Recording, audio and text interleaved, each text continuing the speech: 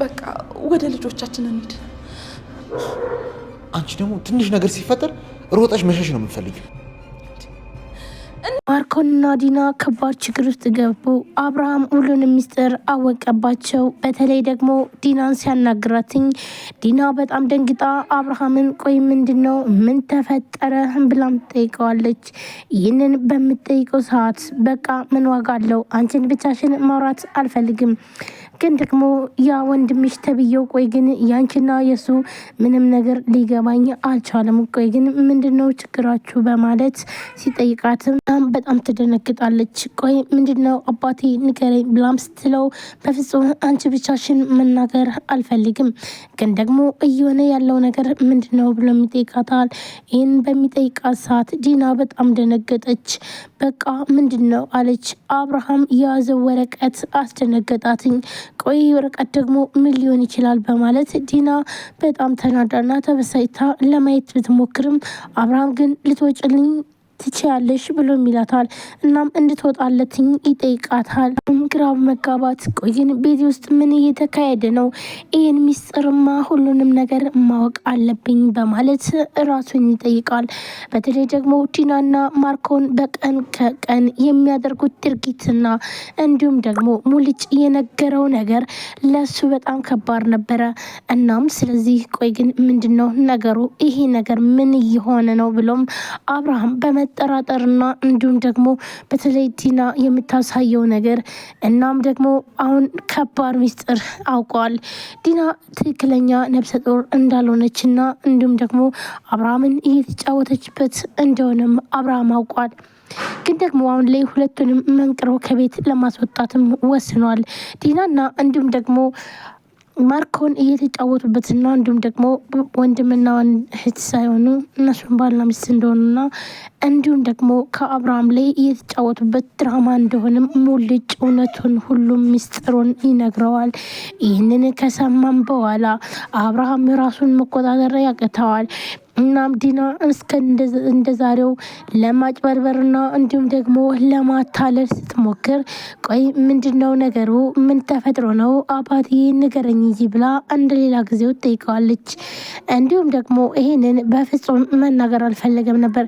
በቃ አሁን እባክሽን ልረፍበት፣ ልተኛ፣ ውጭልኝ፣ እናም ደግሞ ከወንድምሽ ጋር አናግርሻለሁ ብሎም ይዘጋዋል።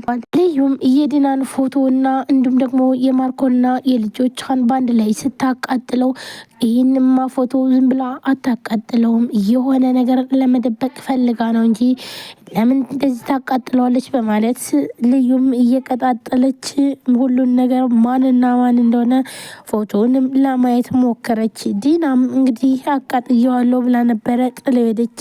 ነገር ግን ደግሞ ልዩ ፎቶዎችን እየቀጣጠለች እውነቱ ላይ ደርሳበታለች።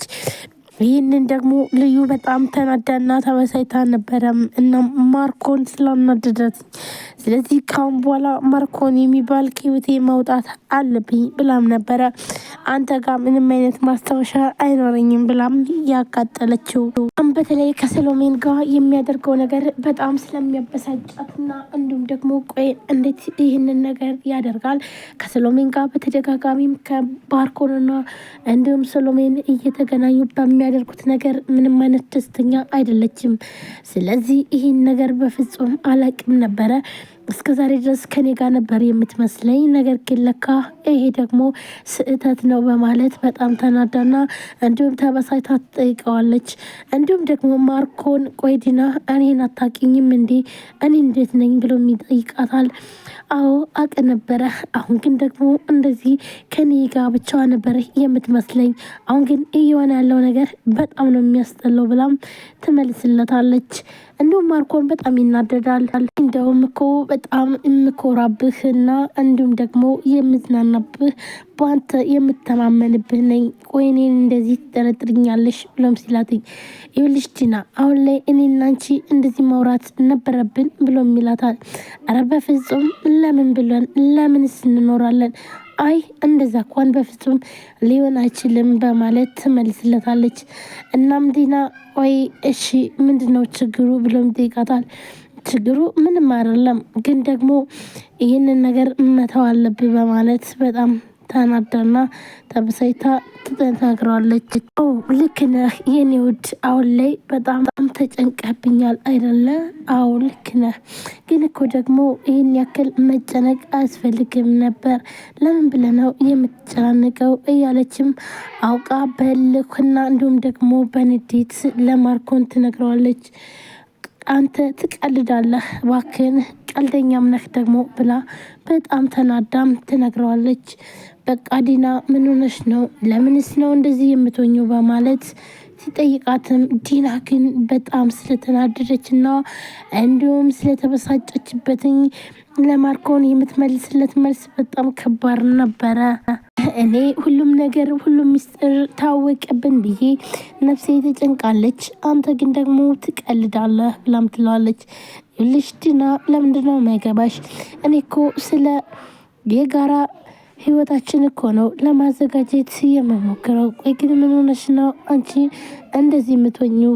እኔ እኮ ማገኛት እሷን በተደጋጋሚ ለራሳችን ጥቅም ነው ለሌላ አይደለም ብሎ ይላታል። ኧረ እባክህ ነው እንዴ ለጋራ ጥቅም ብለህ ነው የሁሉ ነገር የምታደርገው? ብላም በጣም ተናዳና ተበሳይታ ዲናም ትመልስለታለች።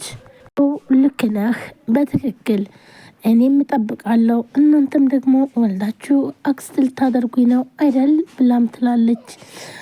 ይህን በሚናገራት ሰዓት ማርኮን በጣም ተናዶም ነበረ ሲያያት የነበረው።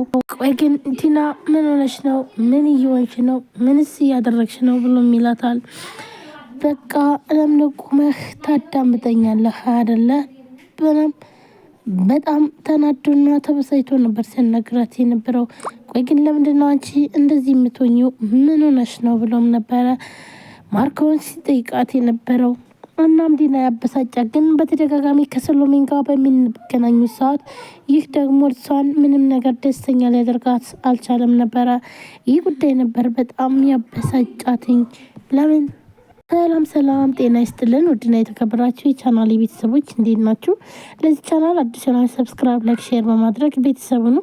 ቤተሰብ ናችሁ ወንድሞቼ ከልብ ነው የማመሰግነው። ውድ ቤተሰቦቼ እንግዲህ ዛሬም በአዲስ ቪዲዮ መጥቻለሁ። ሁላችንም እንደምናውቀው እንግዲህ ሳቤላ ቀጣይ ክፍል ይዤላችሁ መጥቻለሁ። ታዲያ እናንተ ደግሞ ቪዲዮ ላይክ፣ ሼር፣ ሰብስክራይብ ያደረጋችሁ አበረታቱኝ።